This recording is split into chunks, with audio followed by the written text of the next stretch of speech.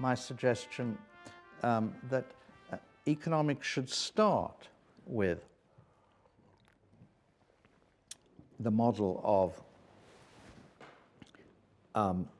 imperfect competition and monopoly features as inherent, more or less, the general case.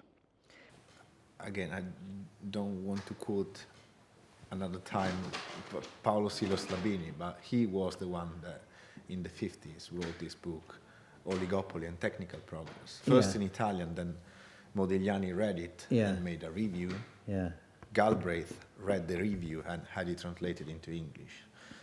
So there is that stream, and we know about Galbraith more as an example of an institution. Yeah, Galbraith then, of course. But in that book, in Labini's book, he never mentioned, well, he mentions perfect competition and monopoly, again, as you said, as special cases of a more general and widespread oligopoly case. So and basically that was mostly based on the degree of competition, so the concentration within markets and the specific type of market, sector also. And his work was based a lot on things that were written in the 30s by John Robinson, for instance. And Adolf Berle in the United States. Exactly, So some literature that nowadays is totally absent from a microeconomic course. But I found the reading of that book quite exhaustive. So that perhaps should be taken back and reconsidered. I don't know. Yeah, because they always said about Galbraith, you see, that he had no theory, he had no model. That was the criticism of his book on the industrial state. But Labini has a model. He has a model. Can it be modeled? An imperfect market? Yeah. He had the markup based on the markup. Markup. It's a markup. It's a markup theory. And then he made several suggestions based on the value of the markup and on the share of firms, on the number of firms in the market and so on. But now, how did neoclassical economics repel this attack? Because it was repelled eventually. As you say, this kind of analysis has sort of vanished. How did they manage this vanishing trick? How did they... I mean, I've got an answer in my head, I think, but I wonder if you have any ideas. Because there was this pretty well developed strand, I mean, the imperfect competition revolution in the 30s. There were hints of it in Marshall. It's sort of, there was an increasing returns to scale sort of element, which you also find in the work of Piero Sraffa. And then it goes through into Galbraith's new industrial state, and then it disappears. It's gone. Why? I mean, I think one way it does that is by kind of insisting on producing a certain type of knowledge. That if you want to produce like a definite answer, then considering power, it's very difficult to know, because people have the opportunity to act autonomously, as opposed to, no real opportunity to act autonomously in the kind of neoclassical view of the market. You can't be certain what any one person is going to do if anybody has the power to act autonomously. So I agree with that. I'm thinking of what you might say could be some exogenous, some exogenous factors that start sort of operating to make markets seem contestable again. For example, the beginning of globalization, and that's a project. Globalization is a project to break the monopoly power of labor. How was markup power modeled? And if you widen the market, as Adam Smith, of course, recommended, then their advantage in their ability to set prices is reduced. And this was the crisis of the 1970s, I think. That was the way it unfolded. I mean, the way it's sort of classically modelled, which, as Simone mentioned, is the Joan Robinson, is that it's directly related to the number of firms in a given market. So it's just the markups inversely proportional to the number of firms. So as you allude to, if you have globalization, which massively increases the size of the market, if instead of you're talking about maybe 2 or 3 firms in the UK market, then the whole of Europe, that might be 20 or 30 firms. Add America, that might be 50 firms. So there's a way of arguing that by globalization, the market's expanded, the number of firms expand, so the potential to charge a markup is But at the reduced. same time, there was a countervailing force, which was the force of concentration. Yeah, which is the bigger? I mean, do we think that since globalization, financial and other markets have become more or less concentrated? I guess it depends on the industry. And depends on your definitions as well, I think. Yeah. I think- Depends on the industry. I think on this aspect here as well, you're talking about a market where many markets have patents, intellectual property rights, which are going to totally nullify the widening or the restriction of the market because you can mark up using those. Yes, but that only works for a number of years. I mean, a Marxist analysis of what happens in the 1970s is that business is losing its power over wages. And so the spectre of declining rate of profit starts to figure in the analysis. And that's why it looks to various strategies to restore its profitability. And one is obviously the creation of mass unemployment, which diminishes labour power. A second is legislative action to weaken the bargaining power of labour. And the third is globalisation, gradually sort of offshoring well, this isn't yet quite globalisation, but offshoring production to cheaper locations.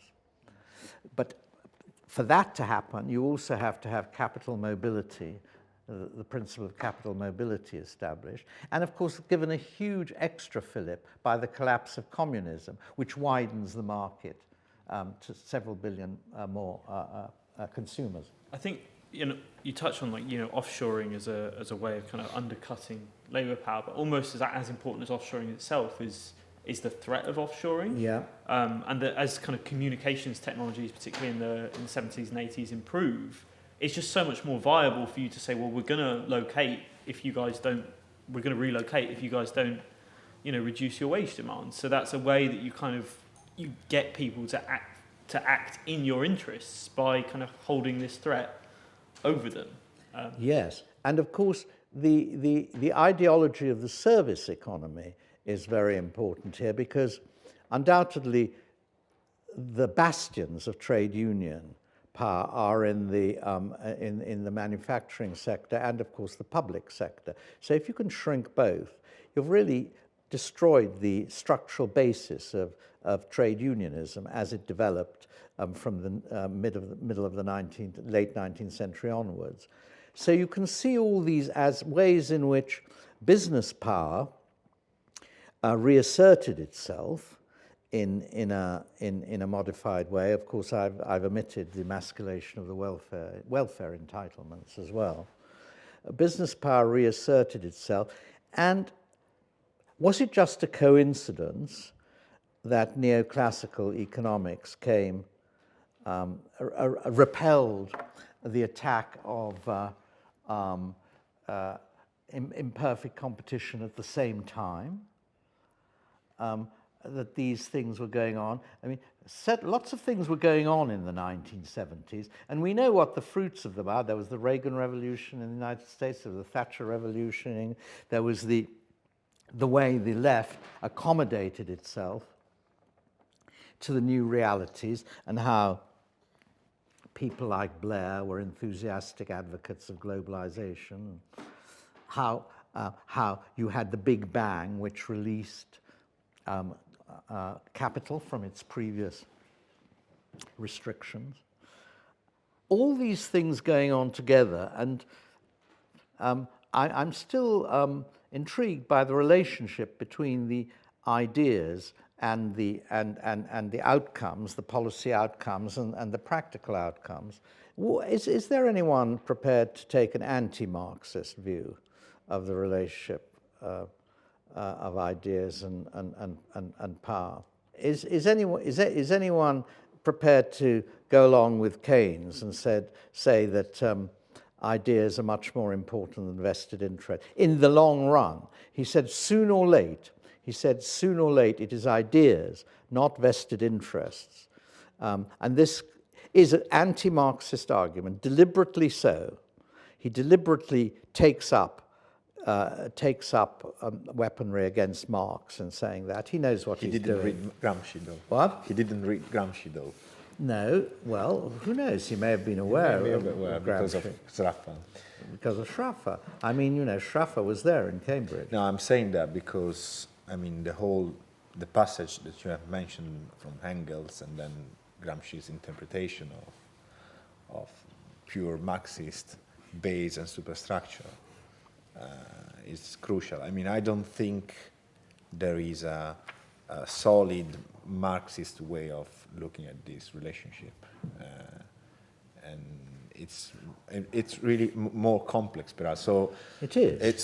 I think that even Marx would have agreed with what Keynes was saying up to a certain extent. Of course. But can you really condemn Marx for missing out on the complexity when we know that all models simplify reality? In terms of the Marxist theory of power, I think on one level you kind of have to understand that when Marx deliberately simplifies the operation of power, that is in itself a kind of power play. He's, as well as a political scientist, he's a political actor. He sees himself as acting on the part of, the proletariat. And if simplifying and exaggerating the degree to which business has power over the proletariat eventually produces a reaction that will be good for them, I think he's certainly willing and enthusiastic about making that simplification if it achieves his political goals. But what's his argument against that? What is the argument he actually, I don't know whether he used it against, exactly the criticism you're making, but certainly it is a riposte. I can't really speak for him in terms of how he would respond for that. Numbers are on the side of truth. I'm speaking for millions and millions. Therefore, there is something more valid in what I'm saying than you, who speak on behalf of a few thousand. That would be the argument for saying that the Marxist simplification was more truthful than the kind of neoclassical simplification. But I'm not saying it's decisive, that argument, because you could say the neoclassical simplification has brought about great increase in prosperity in all parts of the world. And therefore that's a better basis on which to pursue policy than the Marxist. The problem is the Marxists had no theory of the state. They had no adequate theory of the state. It was just as invisible, really, as an actor in the crude Marxist simplification as it is in neoclassical economics. I think a problem is also agency in all this. Why are you doing this? A lot of philosophers would say there are no, you have to accept reasons as causes. And if I give a reason for doing something, that's got to be treated seriously. It can't be treated as some kind of pathology or deception. I think that's quite serious. So there's some link between reasons and causes is missing in these analyses, which is why I think it's very hard for people to accept them. It's very hard for people to accept that the reasons for this is different from the reasons you give for it. And in fact, it would be quite condescending. If in ordinary life, if you say, look, the reason I'm doing that, no, that's not the reason. You're doing it really because of this, that, and the other. No, I'm not. That's complete rubbish. That's not it at all. And who would be I to say, I understand your reasons better than you do yourself? Now, it may be true in some sense, but on the other hand, it's not acceptable. Do you think that wage bargains are necessarily coerced? In other words, because there's an inequality of power? I'm thinking of it more as a philosophical question. I mean, people have argued that in a market system, the contractors are always free, all of them, provided the bargain is voluntary. Then the issue of power doesn't arise. Economics has followed that line of argument by saying that unemployment is a voluntary choice for leisure over work. That provided clause is quite important, because it means that you're working within competitive market. So it means that you have zero profits, so that workers are rewarded for their work, a given wage, and entrepreneurs are rewarded for their entrepreneurial work, but they don't gain an extra profit on top of that. So that it doesn't really matter if I am a worker, an employee or an employer, because my reward would be basically the same. The hypothesis on the existence of a system like that is breaks down everything else that you can say. Yeah, well, but there's the issue of what it is, what freedom is. The opposite of freedom is opposite of being free is being coerced. I mean, that, I suppose, is the basic definition of someone having power over you. They can coerce you, and that's blunt power. And then there are other forms of coercion which shade into lesser degrees of pressure, but that there is, at some point, you are free to resist along this continuum, and that is your area of freedom. And if we say, oh, well, look at the Daily Mail and all the stuff it spews out, well, you don't have to read the Daily Mail. That's your choice. So you can resist hegemonic power. Agenda power is quite difficult, but you could easily imagine a situation in which you have a system of referenda, so that the political parties, like in Switzerland, you just have to have enough people asking for one, and they allow one. So the political parties can't keep matters off the agenda. I mean, for example, this is a good and uncomfortable example.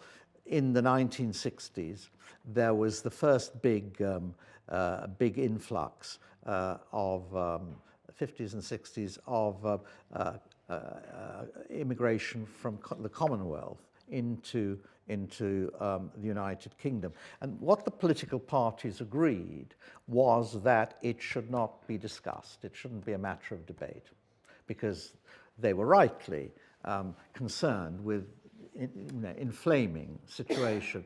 And then you have someone like Enoch Powell, who breaks ranks, and he says, this is terrible, we're destroying our blah, blah, blah.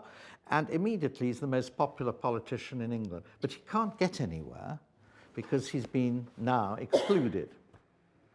Is that an example of keeping something off the agenda, and therefore an exercise of power in a Gramscian sense? It's one of the big criticisms of the whole kind of Foucault sort of understanding of power, is that the way you talk about it kind of necessarily makes you feel like it's a negative thing. Like, to exercise any kind of power is automatically negative. And you might say that, is it a good thing keeping Enoch Powell's ideas off the table? Political repression's not nice, but then neither is saying there's rivers of blood. So yeah. And so there's this kind of very sort of Foucault Marxist understanding of power almost conditions you to think of it as necessarily negative, when maybe there is a more nuanced understanding of it available, although not readily available, perhaps. I think that was sort of one of Foucault's points, was that in fact power is not solely repressive. And in fact the sort of classical political theory view of power as it being solely repressive was inadequate to describe how power really functioned. And if you think of all the ways that government power and other power encourages certain conduct, and it encourages certain forms of actions and certain conceptions of yourself, be it as a market actor or as a member of a family, and all these different things, which are not necessarily negative. Well, I think we've come to the end of our time. One conclusion from all this is that a middle way is usually best. That, you know, Media stat virtus. Yeah, absolutely. Otherwise, you're forced to one extreme or the other, fanaticism isn't the best spirit for scientific inquiry.